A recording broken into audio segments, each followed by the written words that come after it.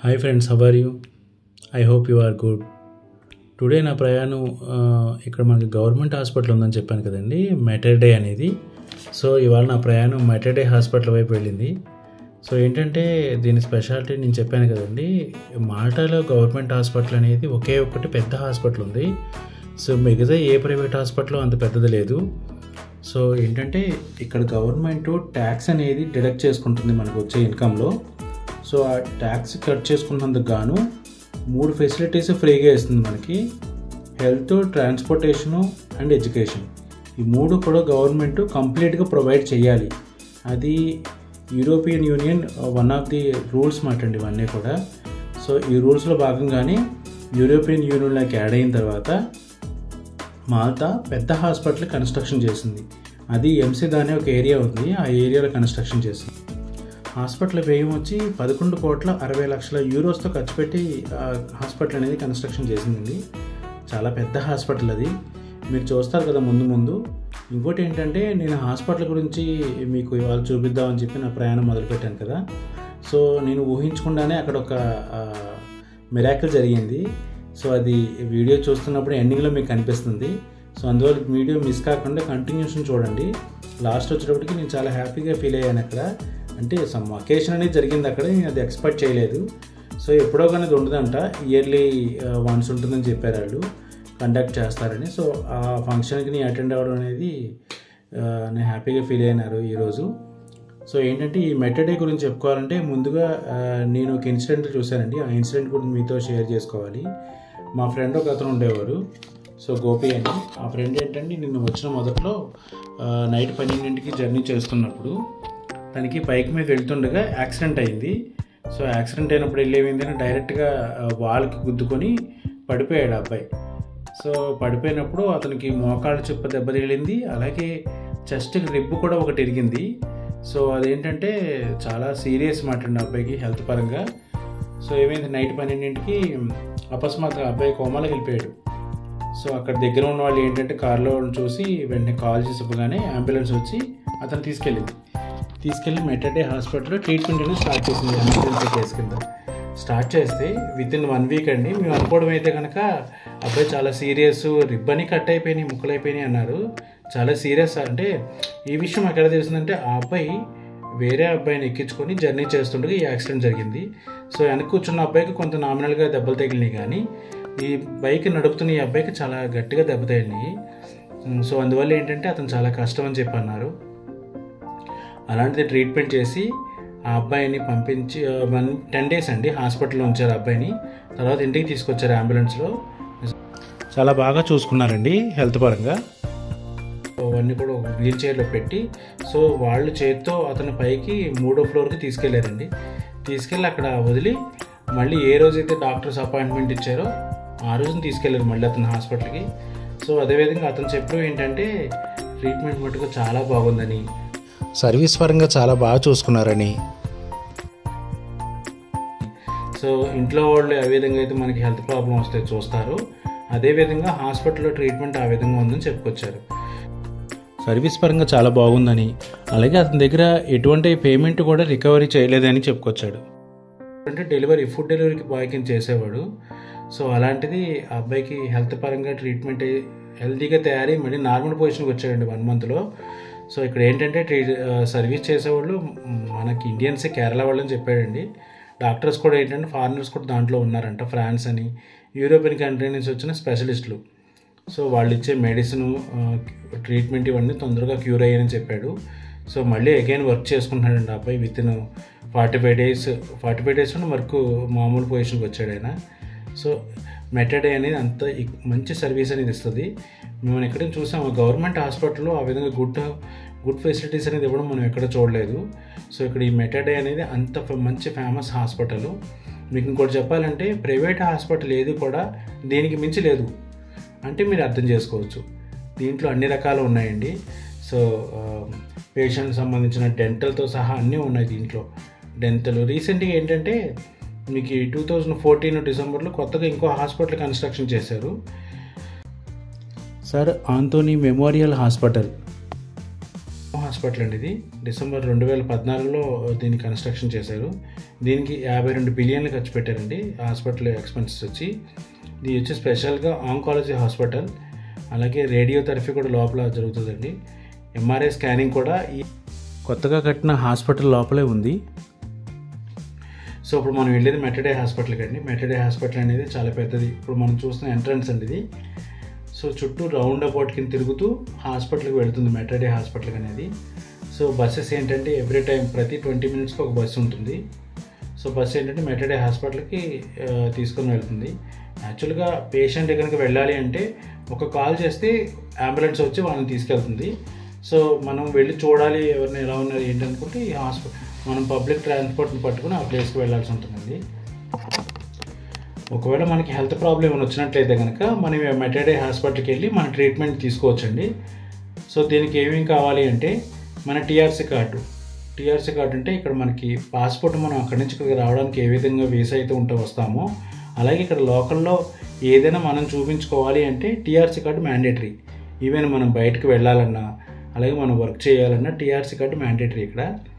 అలాగే TRC card SSN number అని ఉంటుందండి, సోషల్ సెక్యూరిటీ నెంబర్. సో ఆ నెంబరు ఈ రెండు కూడా వాళ్ళకి ఇచ్చినట్లయితే వెంటనే మనకి ఏ విధమైన ప్రాబ్లం ఉన్నా వాళ్ళు చూస్తారు.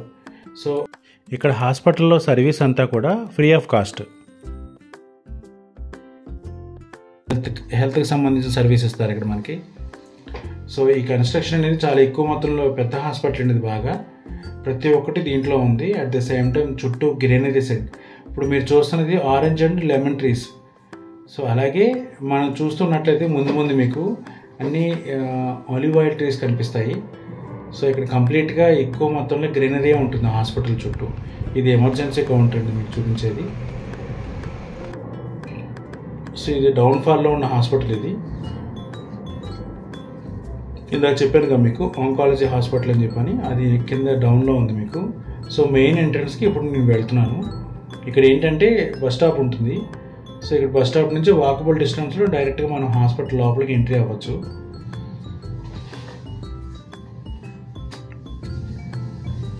సో ఇది ఎంట్రన్స్ అండి, హాస్పిటల్ ఎంట్రన్స్.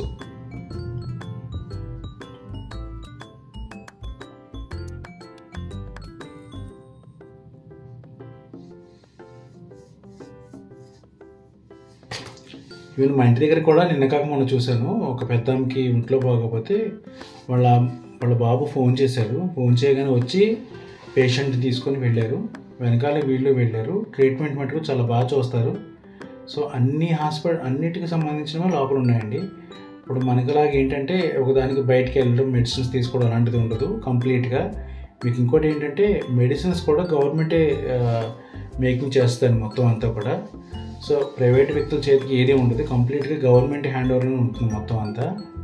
సో ట్యాక్స్ తీసుకున్నా కానీ సర్వీస్ పరంగా మటుకు టాప్ అండి. ఇక్కడ హెల్త్కి సంబంధించింది ఎవరు కూడా ఆలోచించరు ఫ్యూచర్లో నాకేమైనా ఇబ్బంది అయితే హెల్త్కి సంబంధించింది. సో మరో కోవిడ్ లాంటిది వస్తే నా పరిస్థితి ఏంటి అని ఇక్కడ పరిస్థితి ఉండదు. ఎందుకంటే కంప్లీట్గా గవర్నమెంటే భరించాలి కాబట్టి. కోవిడ్ టైంలో చాలామందికి జాబ్స్ తీసుకున్నారండి ఇక్కడ.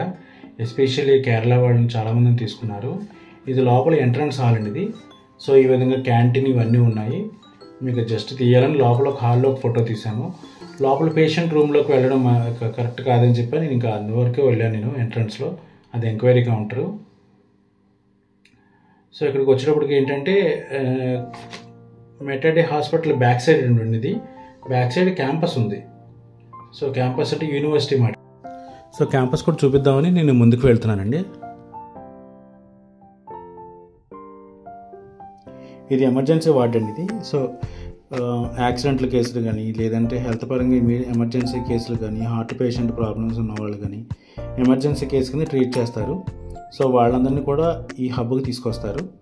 సో ఇది మిడిల్ ఆఫ్ ది హాస్పిటల్లో ఉంది. సో ఇక్కడ నుంచి తీసుకెళ్ళి వాళ్ళు ట్రీట్మెంట్ అనేది స్టార్ట్ చేస్తారు.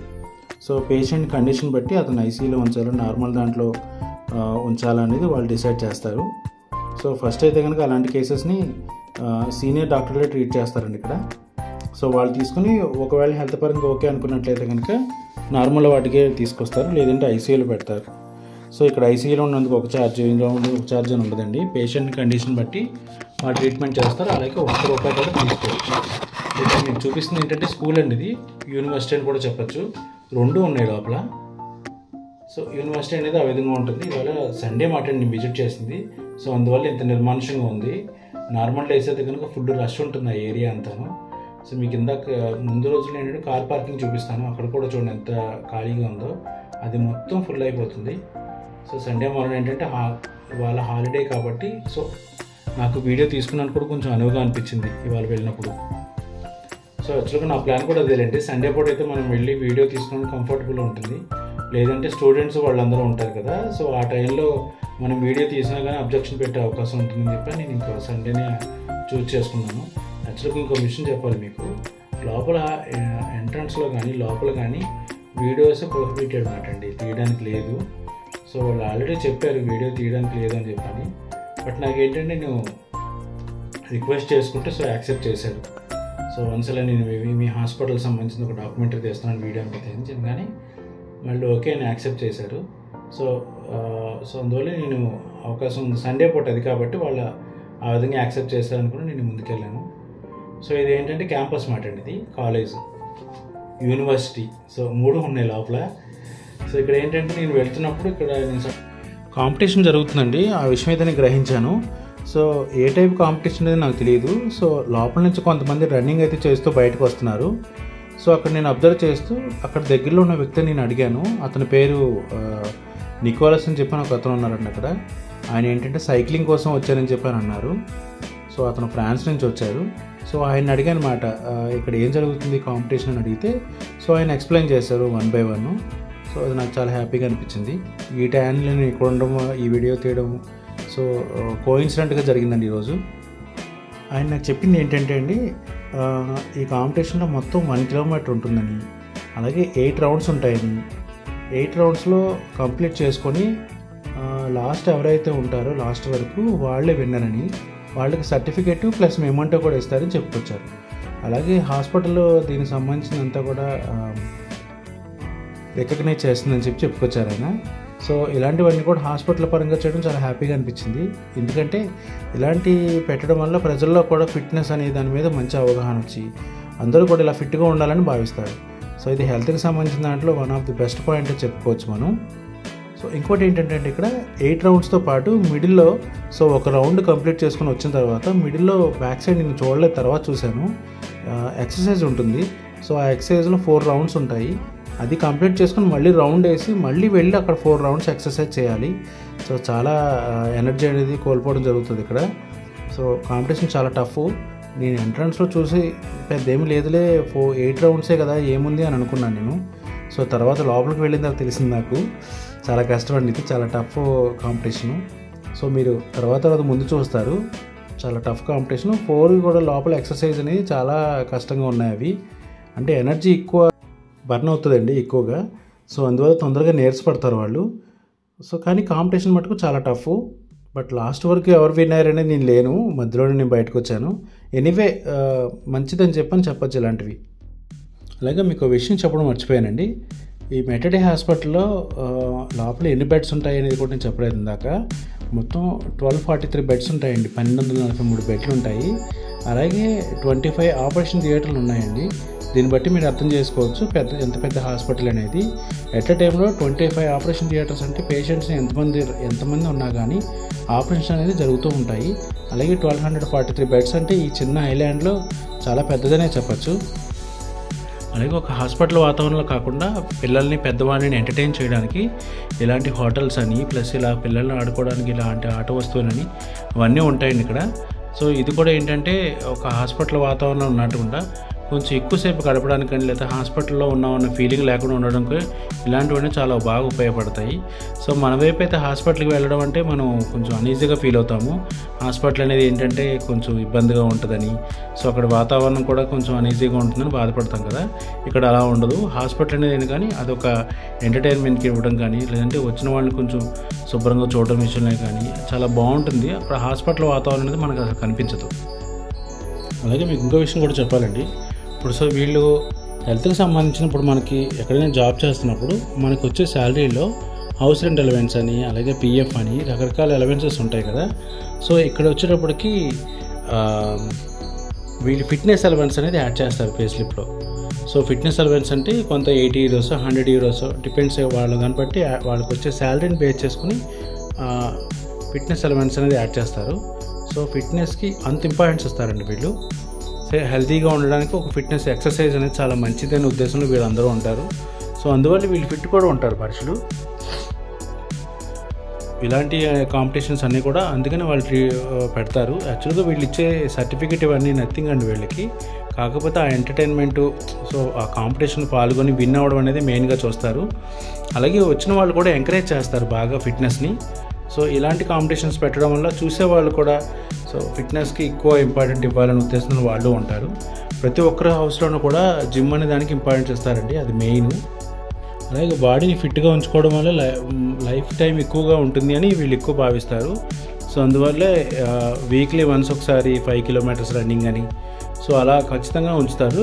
కొంతమంది మీరు చూస్తూ ఉండొచ్చు, బీచ్ రౌండప్లో బీచ్లో మీకు సైడ్ అంతా కూడా ఫుట్పాత్ ఏరియా రన్నింగ్ చేస్తారు వీళ్ళు. సో వారాల్లో ఒకరోజు అని, కొంతమంది అయితే ఎవ్రీడే కూడా 5 kilometers అని 10 kilometers అని వెళ్తారు. సో మెయిన్ ఏంటంటే కారణం వాళ్ళకి ఫిట్నెస్గా ఉండడం వల్ల ఎటువంటి హెల్త్ ఇష్యూస్ రావని, సో ఇమ్యూనిటీ ఎక్కువగా ఉంటుందని వాళ్ళు భావిస్తారు. అలాగే వీళ్ళు హెల్త్ పరంగా కూడా ప్రికాషన్స్ ఎక్కువ తీసుకుంటారండి. సో షుగర్ పరంగా ఏంటంటే షుగర్ అసలు వీళ్ళు టచ్ చేయరు. కాఫీ అనేది బాగా ఇష్టంగా తాగుతారు. సో షుగర్లెస్ కాఫీ ఎక్కువ ఇంపార్టెన్స్ ఇస్తారు వీళ్ళు. సో అలాగే మళ్ళీ పాలు కూడా యాడ్ చేసుకోరు. విత్ డికాషన్ ఉంటుంది కదండి, డైరెక్ట్గా డికాషనే తీసుకుంటారు. ఎందుకంటే నేను ఆఫీస్లో చూస్తూ ఉంటాను కదా, కాఫీ మేకింగ్ మిషన్ ఉంటుంది కదా, షుగర్ అనేది అసలు వాడరు. షుగర్ అనేది మంచిది కాదని వాళ్ళే మనకు చెప్తారు. మనం కాఫీ తీసుకున్నప్పుడు షుగర్ మోర్ అని యాడ్ చేసుకుంటాం మేము. షుగర్ మంచిది కాదు, అసలు షుగర్ వద్దు, అవాయిడ్ చేయండి అని అంటారు. ఈవెన్ వీళ్ళు కోక్ తాగితే కదా షుగర్ ఫ్రీ కోకే తీసుకుంటారు.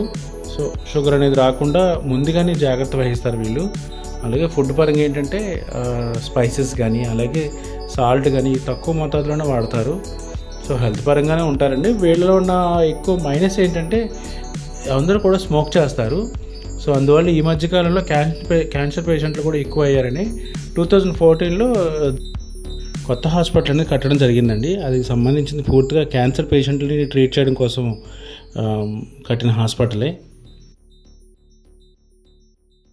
మీకు ఇందాక చెప్పాను కదండి, యాక్చువల్గా 8 rounds వేయాలని చెప్పాను కదా రన్నింగ్. 8 roundsే కాదు, లోపల మీకు ఇందాక చెప్పిన ఈ 4 కూడా ఉన్నాయి. వీటిని ఎక్సర్సైజెస్ అంటారు. సో అందరూ కూడా రౌండ్స్ వేసి ఇక్కడికి వచ్చి 4 exercises కంప్లీట్ చేసి, సో దాంట్లో కూడా ఎటువంటి ఇబ్బంది ఉండదు. వెనకాల చూడండి వాళ్ళు పర్ఫెక్ట్గా చేస్తున్నారా లేదా అనేది కూడా వాళ్ళు అబ్జర్వ్ చేస్తారు. సో 4 rounds అయిన తర్వాత మళ్ళీ రన్నింగ్కి వెళ్ళాల్సి ఉంటుంది. సో రౌండ్కి అలా 8 rounds ఉంటాయి మొత్తం. టోటల్గా 1 kilometer ఉంటుందండి రన్నింగు. సో ఎవరైతే లాస్ట్ మూమెంట్ వరకు ఉంటారో వాళ్ళే విన్నర్ కింద లెక్క. వాళ్ళకి హాస్పిటల్ సంబంధించిన సర్టిఫికేట్ ప్లస్ మెమోంటో కూడా ఇవ్వడం జరుగుతుంది. ఇది ఇయర్లీ వన్స్ మాత్రమే జరుగుతుందని చెప్పి అన్నారు సమ్మర్లో. సో ఇక్కడ ఏంటంటే సమ్మర్ ఎండ్ అవుతుందండి కొంతకాలానికి. సో అందువల్ల ఇలాంటి కాంపిటీషన్స్ అన్నీ పెడతారు. వీళ్ళకి ఏంటంటే సాటర్డే సండే వచ్చిందంటే చాలా బాగా ఎంజాయ్ చేస్తారండి. సాటర్డే సండే కూడా అసలు ఏమాత్రం ఉంటారు. అలాగే సండే ఈవినింగ్ వచ్చిందంటే మటుకు పీస్ ఆఫ్గా అయిపోతుందండి మొత్తం రోడ్లన్నీ కూడా, ఎవ్వరు కూడా కనిపించరు. అలాగే ఫ్రైడే నైట్ నుంచే మీకు సందడి మొదలవుతుంది. సాటర్డే అంతా చాలా గట్టిగా ఉంటుంది. అంటే హోటల్స్ ఇవన్నీ, రెస్టారెంట్స్, పబ్లు ఇవన్నీ కూడా ఫుల్ అయిపోతాయి. అలాగే సండే మార్నింగ్ వరకు నడుస్తుందండి. సండే నైట్కి మొత్తం పిన్ డ్రాప్ సైలెంట్ అయిపోతారు. మండే ఎర్లీ మార్నింగ్ మళ్ళీ డ్యూటీకి స్టార్ట్ అవుతారు. సో వీళ్ళు ఏంటంటే ఒక సిస్టమేటిక్ అలవాటు పడిపోతారు. వీళ్ళు ఎంజాయ్ చేయాల్సిన టైంలో ఎంజాయ్ చేయాలని, అలాగే వర్క్ చేయాల్సిన టైంలో వర్క్ చేయాలని. అందుకనే వీళ్ళు ఏంటంటే వీక్లీ 48 hours మాత్రమే వర్క్ చేస్తారు. సో అంతకన్నా ఓవర్ టైం ఇస్తామన్నా కానీ వర్క్ చేయరు. సో దాన్ని బేస్ చేసుకొని మన ఇండియన్స్ని ఎక్కువ మంది తీసుకుంటారండి కంపెనీస్లో. మన ఇండియన్స్ ఏంటంటే ఉన్న ఇబ్బందులను బేస్ చేసుకుని ఎంతో అప్పు చేసి ఈ కంట్రీస్కి వచ్చి వర్క్ చేస్తారు కదా. సో ఏదైనా ఓవర్ టైం వస్తే కొంచెం ఎక్కువ ఇన్కమ్ ఇంటికి ఫ్యామిలీకి పంపించవచ్చు కదా అనే ఉద్దేశంలోనే వాళ్ళు ఉంటారు.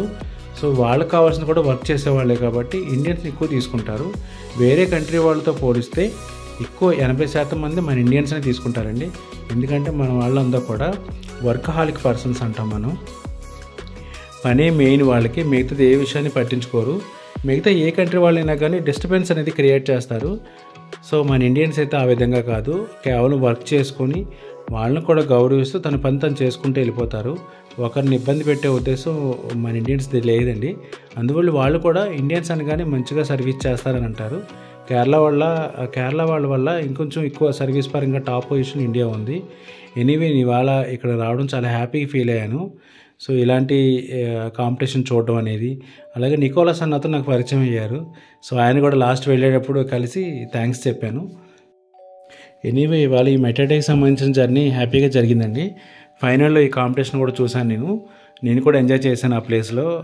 అక్కడ మ్యూజిక్ ఏంటి, వీళ్ళు స్పోర్ట్స్ సంబంధించిందంతా చూసాను. ఎనీవే ఈ వీడియో మీకు నచ్చిందని అనుకుంటున్నానండి. సో ఏదైనా ఉంటే కామెంట్లో తెలియజేయండి.